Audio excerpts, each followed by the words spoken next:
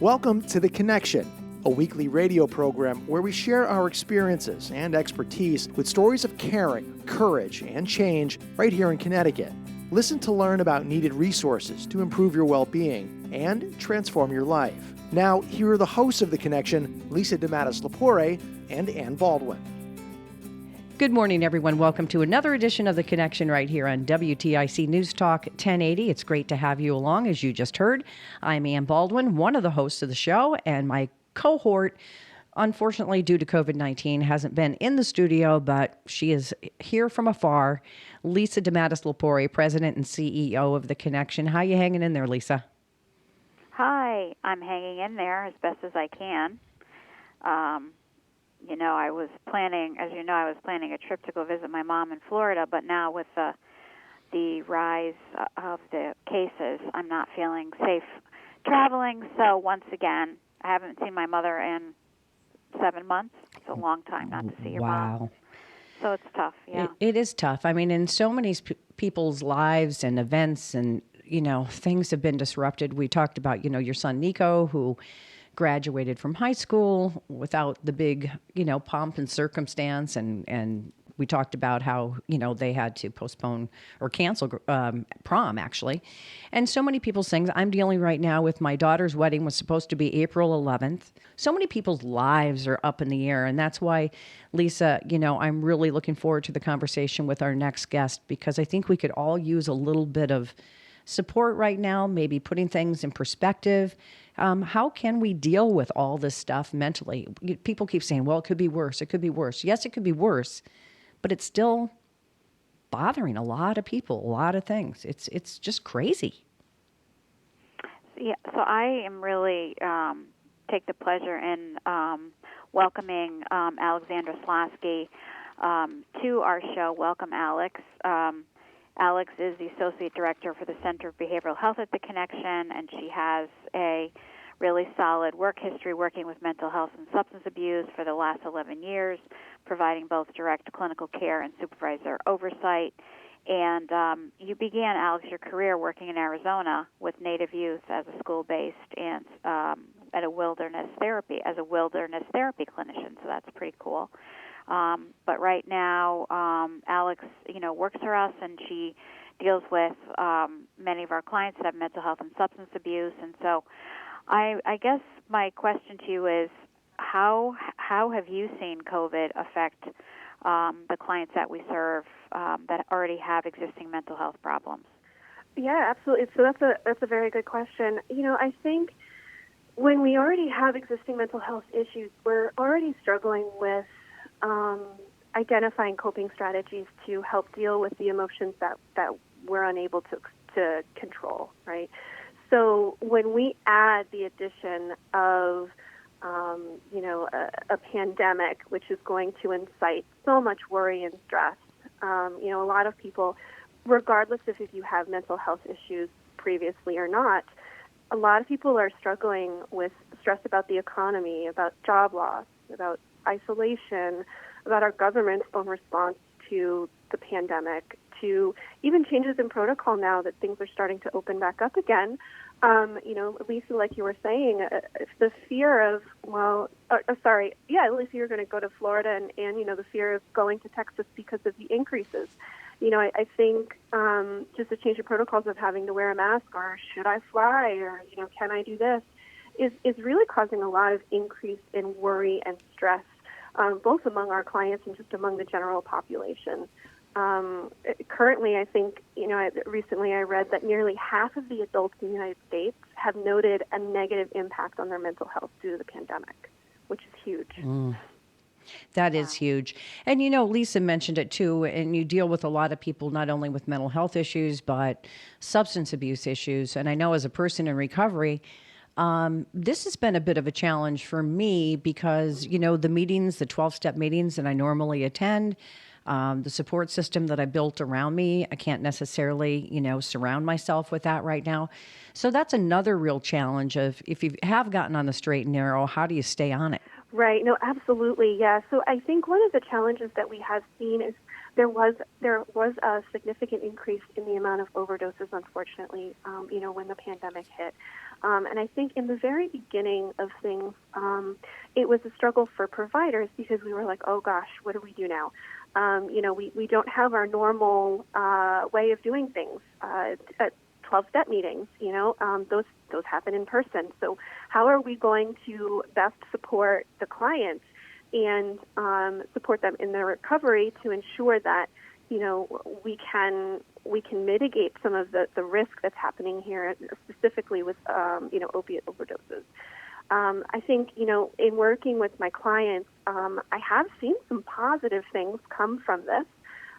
A lot of the clients are participating in 12-step meetings that are happening with people from across the world.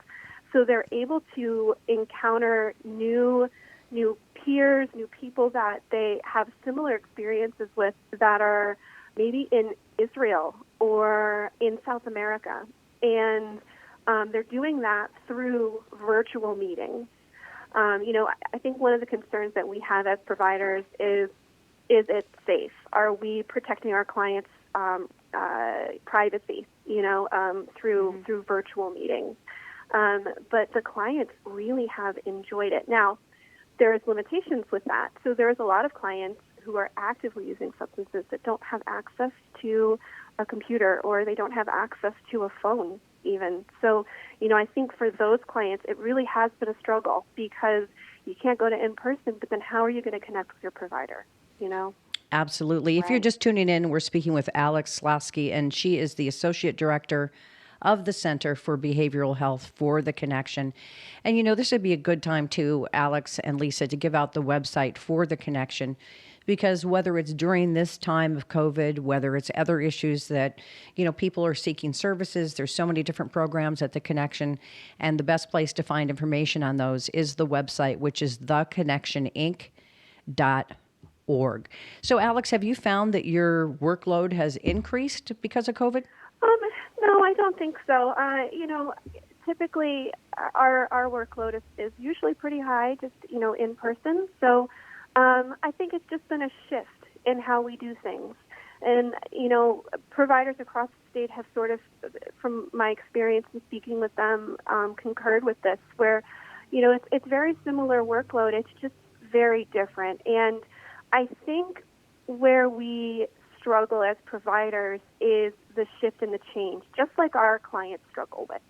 Anytime that there's a change in our routine, anytime that there is a change or a shift in how we need to provide a service or do our job, it's going to cause a lot of worry, stress, anxiety, burnout, right? So, I think as providers, we just have been trying to take care of ourselves and, making sure that we're practicing our own good self-care and identifying our new way, they say a new way of normal, trying to identify that, ways that we can stay healthy in our lives so then that way we can better support our clients. That's so important. Self-care is huge. Mm-hmm. And it's trying to figure out how to maintain self-care and what to do, because if you're not feeding yourself, you can't feed others, right? And it's important to be really aware of that right now. What are some ways that folks can try to take better care of themselves during this time?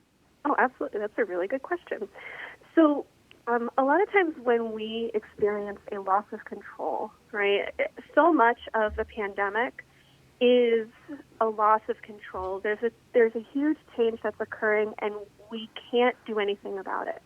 So anytime we have a problem in our lives that we can't solve, it's trying to,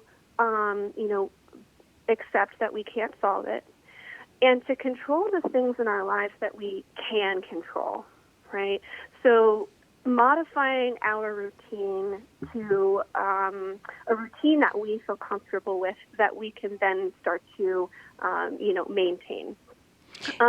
The other thing that is really, really helpful is to, practice self-care in your home. So, we say, that the self-care is candles and bath time and, taking a hot shower. But self-care can also be other things like healthy eating or spending more time as a family together, right? Mm-hmm. So having dinner together or, scheduling a movie night together, having Zoom calls with friends that you haven't been able to meet with. I know a lot of people during the pandemic have found that really helpful, where you schedule big group meetings or maybe a dance party with your friends over Zoom. Any way that you can, right? So much of this is isolation. Any way that you can connect with people is going to help you feel that much more connected to the community that you used to see so often. Well, isn't it interesting too that Aleks just brought up control what you can, and it reminds me so much of God grant me the serenity to accept the things I cannot change, the courage to change the things I can, and the wisdom to know the difference. Mm-hmm. Good old serenity prayer. Yeah, absolutely. Yeah. And it's funny you bring that up, Anne, because a lot of times when we've been talking with clients about controlling what you can, all of our substance use clients bring that up. They're like, oh, it's just like the serenity prayer. So it's something that our clients that have substance difficulties can really, it resonates with them so much because they understand that. That's something that, that's one of the first things that you learn when you're going through NA or AA is the serenity prayer and radical acceptance of things that I cannot change. And then how do I deal with those emotions and sit with them? Right, absolutely. And Lisa, I know on your social media, you put the serenity prayer up quite a bit. And you're not in recovery. And you're not in recovery. It really does apply to everybody. Yeah. And if you think about it, like I know even at night when my mind starts to wander, I wake up in the middle of the night. What I tell myself is there's nothing I can do about it now. It's so important what you do at the Center for Behavioral Health because these one-on-one meetings, the in-person meetings that you're still able to do at the Connection safely, obviously, there's nothing like that when it comes to being able to talk it through with somebody and just put things in perspective. We all need that. I know I've been struggling with, the fact of trying to, live in the moment and not be able to, plan my day and things are, I'm not in control of anything. I mean, we really never are, but even though we think we are, but really not. But it really, you really have to figure out a way to stay as positive as you can. And I do really like what you said, Aleks, because I think for sure one of the wonderful thing that's been great for myself is to be able to, spend more time with, family and my son. And, that's really quality time that I'm really happy that we had. But, I posted something recently on social media, and it said, I don't know who needs to hear this. You don't need to bake banana bread, learn 3 languages, get into the best shape of your life, and write a best-selling novel during this time. You just need to rest. And I thought it was funny, but I posted it because I think that I know a lot of women that I know that are, work and do the work that we do and that play so many roles. You're always feeling like, you have to do 1,000 things, and sometimes you just don't. Mm-hmm. Sometimes you just need to sit, just relax and take time for yourself. And so this time, has positive things out of it, and it's just realizing that, we just have to be on this. It's like a roller coaster almost, and you just have to hang on for the ride and be grateful. It sounds so apropos, but you do have to be grateful for the things that you can be grateful for and reach out to other people. I think the human connection is the hardest thing for some people who, need that. And, my one of my really good friends is we always tease each other because we're, of Italian descent. And so it's, the physical hug or that is just, it's difficult. Mm-hmm. It's difficult, even when I see her social distancing in a parking lot at Dunkin' Donuts, I just want to, go and grab her and just give her a hug or have that. So, but we're working it out. Right. So it's just trying to figure out how to survive. Mm-hmm. But, we know substance abuse rates have gone up. Domestic violence, has gone up. plus a lot of folks have lost jobs over this. They're having major financial difficulties. So all of these things really add more to a larger problem. Alex, what do you think? And again, I'm just because you're a clinician. What do you think the impact of all of this is going to have on the community at large and the clients that we see? What do you foresee will happen because of this impact? A lot of experts across our country have stated that our sort of quote unquote second wave is going to be mental health related. We already saw an increase in mental health issues prior to COVID, right? And then now we're saying the pandemic is causing a lot of worry and stress.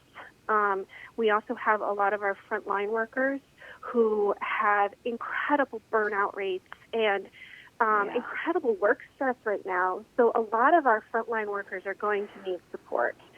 And our clients that, didn't have phones or didn't have computers during this time are really going to need a lot of support. And, we're anticipating a lot of those clients' issues continuing to increase and the need continuing to grow. I think in general, there still tends to be a huge stigma around mental health. Specifically with employees believing that their employer might retaliate against them, or they could possibly be fired if they seek out help for mental health. I do wish that would change, and I think over time it will start to. Our generation it started to change. Children and teens have a very different outlook on a lot of different things. So as we start to age out, I think that is definitely going to shift. But I think just overall, when we start to come back to some in-person services, we're going to start to see a huge increase in clients coming in and seeking services. We've already started to see it throughout this telehealth phase. I think there are some positives that have come out of here, and I think that I talk to my clients about that quite a bit too. Seeing the positives of something versus focusing on a lot of the negatives that can help you get through a bad situation that you can't change. And one of the positives is that telehealth has shifted. Excuse me. The way we do things has shifted, and we're able to offer a lot of clients that had previous barriers for mental health issues the opportunity to engage through telehealth, which was not always an option prior. So I think that is going to increase, the amount of people, the accessibility for mental health. Right. I think the just need of I need to go see someone because I feel like I can't handle this on my own is going to increase. And then, our clients that we have currently, I think, are going to increase in the severity of the symptoms that they have. Even though we are reopening, there's so much that's surrounding that it's still causing a lot of issues with mental health. A lot of people, are still fearful of going places, and rightfully so. This is a big, scary thing that's happening.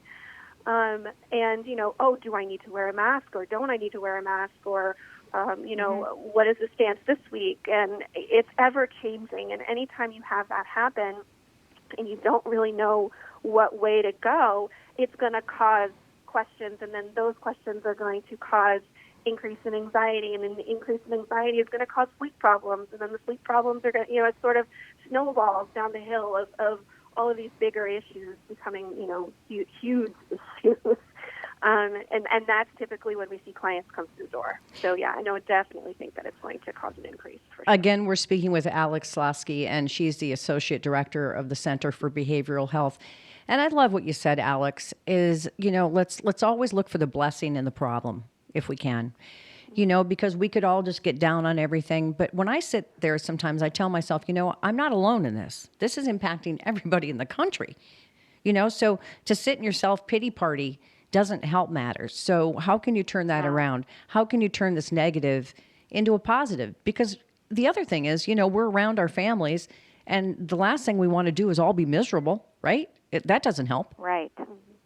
I know for me, when I was in my early recovery stages, the last thing I wanted to do was get out of bed, get up, and go meet with somebody. So the fact that if I could have then turned on my computer and had some FaceTime with somebody that could give me some good advice and help me get through my day, oh man, that would have been fantastic. So I see exactly what you're saying, Alex. And Lisa, a lot of your clinicians in this program and other programs have gone to this telehealth system, if you will. And I can see where, you really made sense that there's more access for a lot of people. And that can be great. Luckily, we've been able to, maintain services for our clients during this time.